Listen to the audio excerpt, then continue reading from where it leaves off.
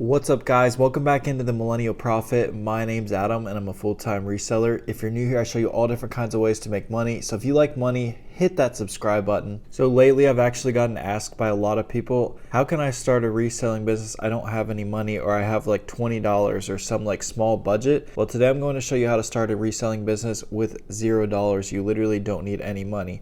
Now, a lot of these people, they want to just hop straight into retail, and this is not the way to go. So today I'm going to explain what you need to do first before you even start to think about getting into retail. Because yes, retail is great and very profitable. This is what I do, but you also really need to know what you're doing in retail, and it's very risky and takes a lot of capital. But how can I possibly build capital if I have no money to start with? Well, that's what I'm going to answer and show you today.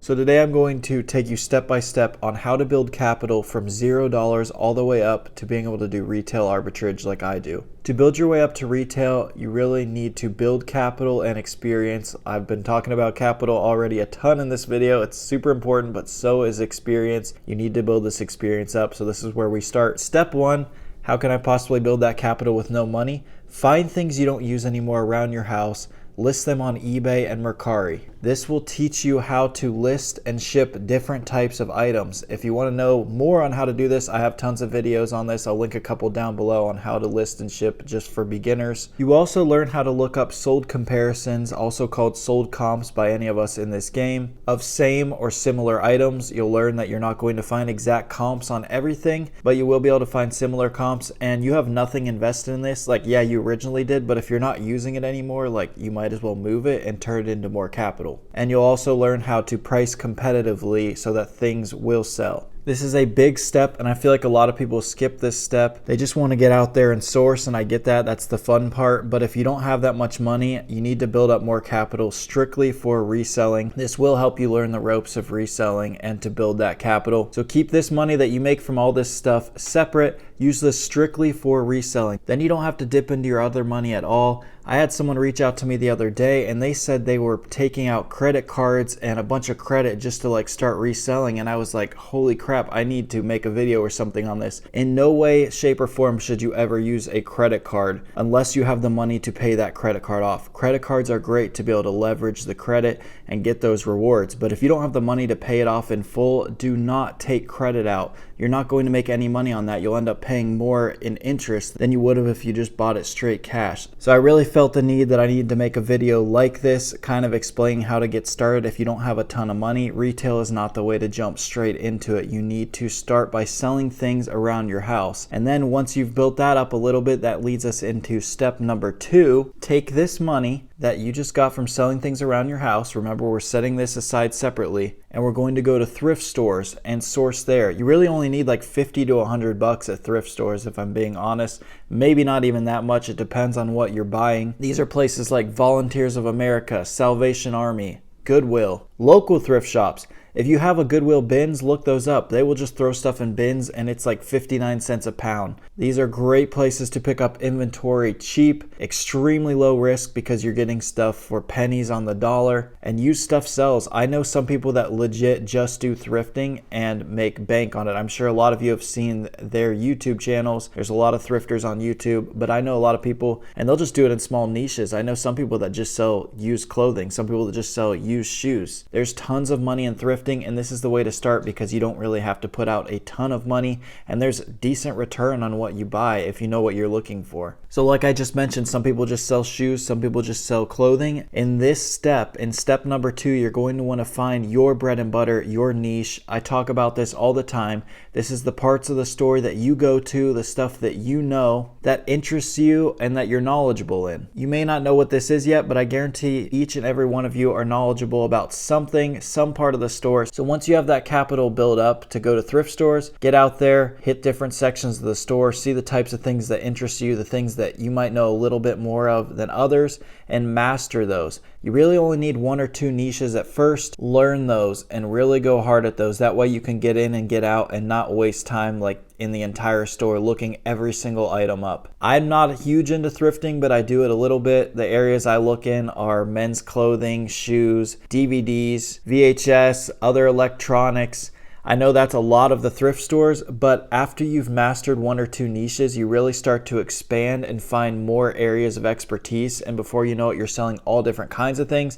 But don't hop into it just selling a ton of random crap, because you're just going to be extremely lost and overwhelmed in these stores. Really hone in on one or two niches and learn about those. You're not going to find stuff at every store. It's a part of the game. Hit your areas. Get in, get out, whether you find anything or not, and get on to the next store. If you guys want a good channel to check out for selling all different kinds of things in thrift stores, check out Dana Invests. He has a lot of different niches, and he'll give you a lot of different types of things to look for in thrift stores. He also does retail as well. He does a little bit of everything, but he's very knowledgeable in a lot of the things that may interest some of you in thrift stores, so definitely check out his channel. I'll link that down below as well. Now that we're into thrifting, you may want to ask, well, how much money should I make until I can start getting into retail?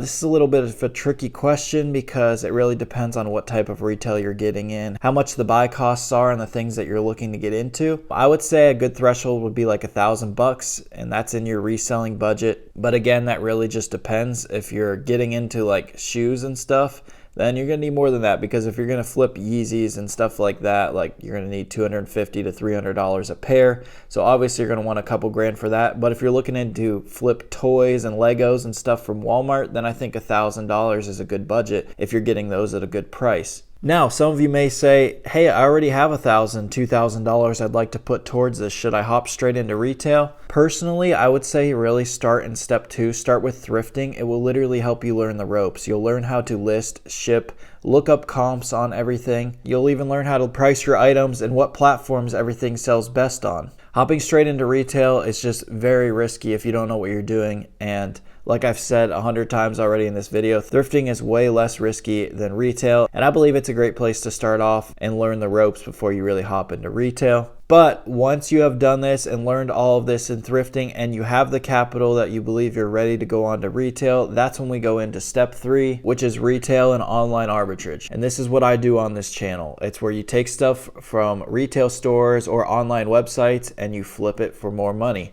Obviously, it's what we're doing at the thrift stores, but you're just doing it with brand new items instead of used items. My favorite thing about retail is instead of buying ones and twos of items like you would at thrift stores, you can clear the whole rack or clear the whole stock on a website and have one single listing for like 20 or 30 items and sell that same listing 30 times. So personally for me, it's way less time consuming than thrifting, because thrifting you have to list everything individually, look up everything individually, clean a lot of things. Again, it's a great place to learn the ropes. I'm just telling you why I enjoy retail more. Also, if you're doing online arbitrage, it's crazy. Sometimes you don't even have to leave your couch. You find your routine websites that you check the clearance on. I've got probably like 5 or 10 that I check every single day, and I'm usually ordering between 3 and 5 different orders a day online. I call all this out in bread and butter too whenever I find a great deal, and we have lots of other people that will call them out as well. And you find these routine websites, you hit them on a daily basis, and before you know it, you've got a steady flow of packages coming in of 5, 10, 15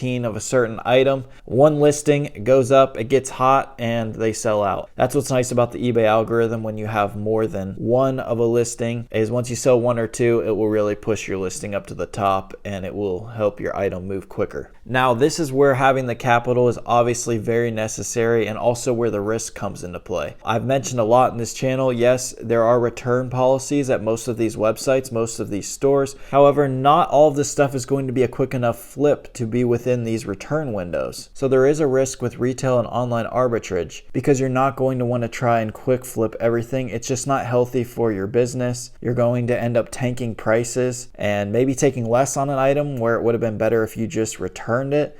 And you don't want to do that. Quick flipping is just really not a healthy business practice. There are good quick flip items, and I'll tell people when there's a good quick flip item, but some items are just better to be held long term. Better to just sit on for a couple months and make sure you get the money that you want for it and that you're not losing money or breaking even, which is just pointless, honestly. A lot of the hype items will literally just tank immediately because everyone picks them up. But if you hold them for a couple months, you're going to make that cash. However, if you find your bread and butter inventory like me, I sell a lot of shoes, hats, and clothing. clothing, there's really not a ton of competition out there. When you're flipping things like toys and other stuff, I mean, I'm getting into some of that as well, then it's almost like the stock market, and you just have to read the prices, see how the supply and demand are. It's literally just like the stock market. So there definitely is a lot of risk and a lot more competition when it comes to retail. So you really need to learn to have consistent inventory, learn where to source to have that consistent inventory coming in if you want to grow and sustain a successful reselling business. Now, looking up comps when it comes to retail, this can be easier because you're just scanning UPCs and checking sold comps. However, most people don't even put the UPCs in their listing, so it's only going to pull up probably like 30% of what is actually out there or sold on eBay. So you're actually going to want to look up manually, and this is another reason why it's important to start off with thrifting, because you really learn how to look up stuff manually when there's no UPCs or anything to go off of. So this is just a great learning process, and thrifting is a great place to start. So to recap, before we get into retail, number one, we're going to sell stuff around our house. Number two, we're going to go thrifting. In this process, we're going to learn how to list and ship. We're going to find our niche, and we're going to learn how to source it. And the whole time we are building capital and we are gaining knowledge on reselling and the types of things that sell along the way. So I really hope this video was helpful to a lot of people that just really don't know where to start or have the money to start. I hope this was able to answer a lot of your questions. If you're not already following me on Instagram, you can do so at millennial_profit. You can also check out my cook group, Bread and Butter, down below. If you're looking to get into retail, then this is definitely a group that can help you do so. But I honestly wouldn't recommend just hopping in this group. I think a lot of people think that you're going to get in here and just get rich. Like, we provide a lot of leads and other stuff like that. But if you don't know what you're doing, it's probably not best to hop in here yet. We are beginner friendly and have a whole mentorship program, but personally, I would wait until you're in the game a little bit before you come in here, just so you kind of know what you're doing and you can hop on the deals that align with your business model. I really appreciate everyone for watching this video. There's money to be made everywhere, guys. Let's go get it. Thank you for watching The Millennial Profit.